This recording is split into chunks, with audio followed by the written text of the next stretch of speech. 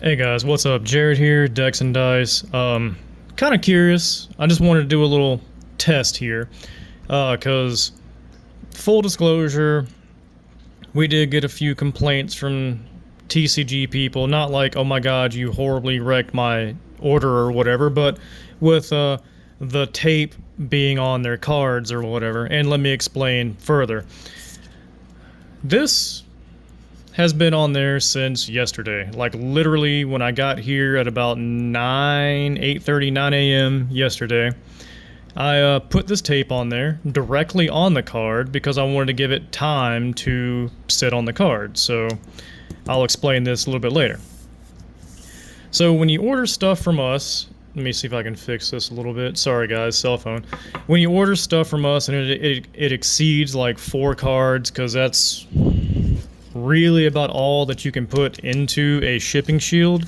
You can get about 4 magic cards in here before it becomes, you know, too rigid or whatever to ship. So normally, if you get four more cards from us, it'll come in a cut 9-pocket page, you know, like this, and we will take the painter's tape, because we don't use masking tape. We take the painter's tape and we will throw it over the side. Sometimes we'll put a flag on the end of it, sometimes we won't. And that's what we'll do to make sure the cards don't move around, right? So, you know, if you have the flag on it, you just pull it and boom, there's your stuff.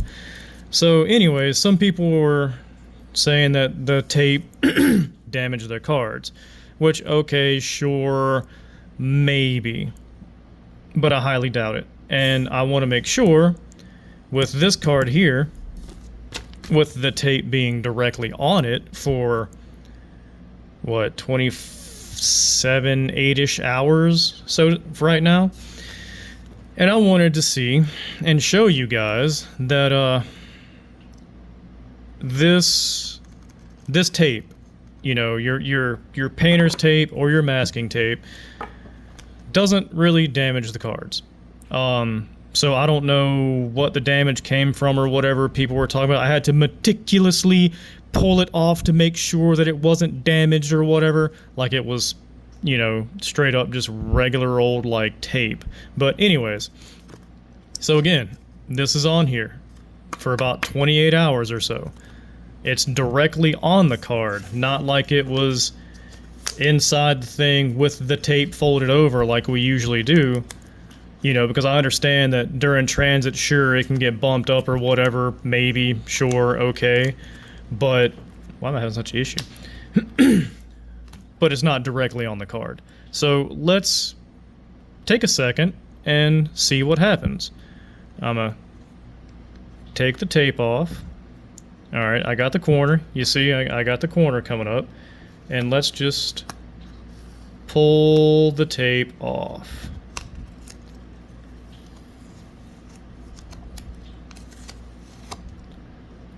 Looky there. No damage. Who would have thought that there would have been no damage, even with being on there for 28 hours, directly on the card? So, now the reason why I wanted to make this video was not necessarily to be like, hey, what the hell, but to just let you guys know that when you buy stuff from us on TCG, unless there's an act of God, like the mail person just loses the package or decides to slam it into a door, which honestly we have had a couple of packages that look like the mail carrier probably closed it in the door or whatever.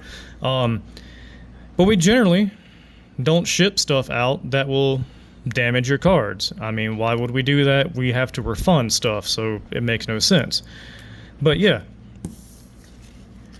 just wanted to show you guys that I don't necessarily believe that the way we package stuff actually caused any damage to the cards.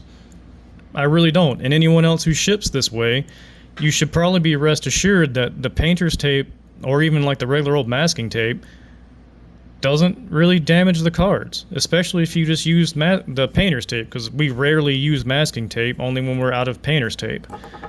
So yeah, just wanted to put this one out there for anyone who is thinking about using that kind of a system or whatever, or uses painter's tape or whatnot. Yeah. So like lately, since we did have some feedback from someone who buys from us a lot, so you know we took it pretty close. We took it to heart.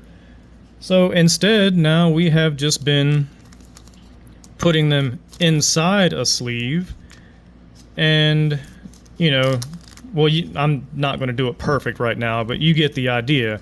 You put it in there like that, so that way, whenever again, I'm not going to do it perfect.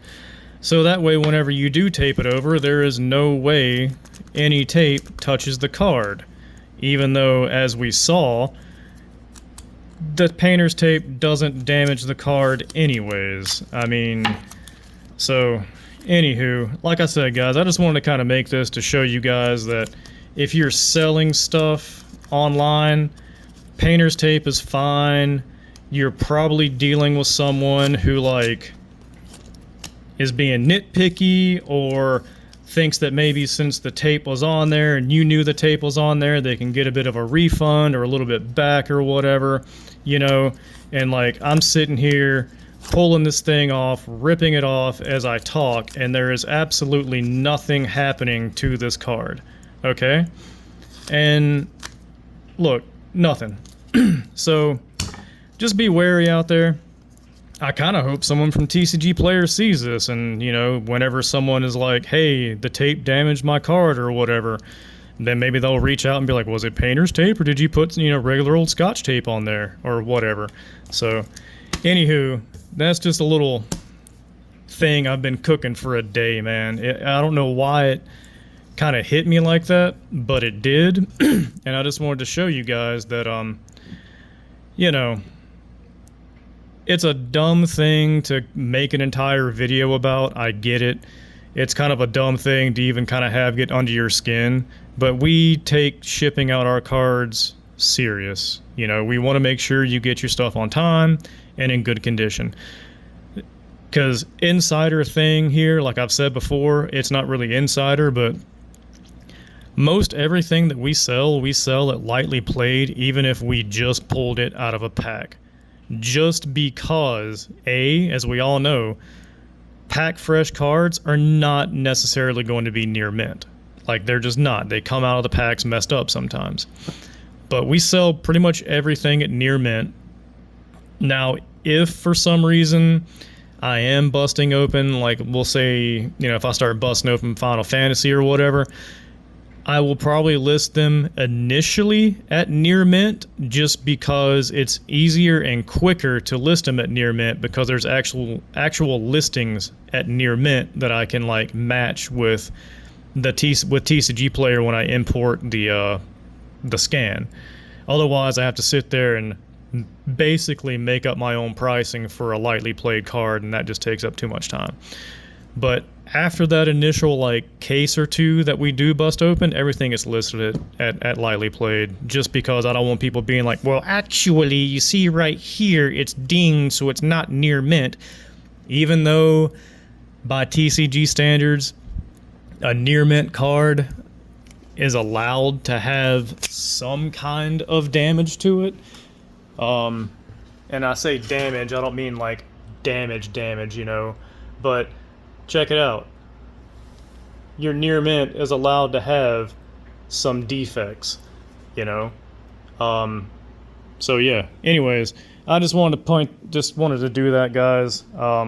Just to show you, yeah, my workstation is a mess. But anyways, just be careful out there, guys. You know, there's really not a whole you can avoid when it comes to selling on TCG Player with people trying to be all like scammy, for lack of a better term. But you know, it is what it is, guys. And yeah, my ugly mug, I apologize, but you guys have a good one. And like I like to say, life is not a dick. You don't have to take it so hard, and you're a trash can, not a trash can't. I'll bother you guys with another one at some other point.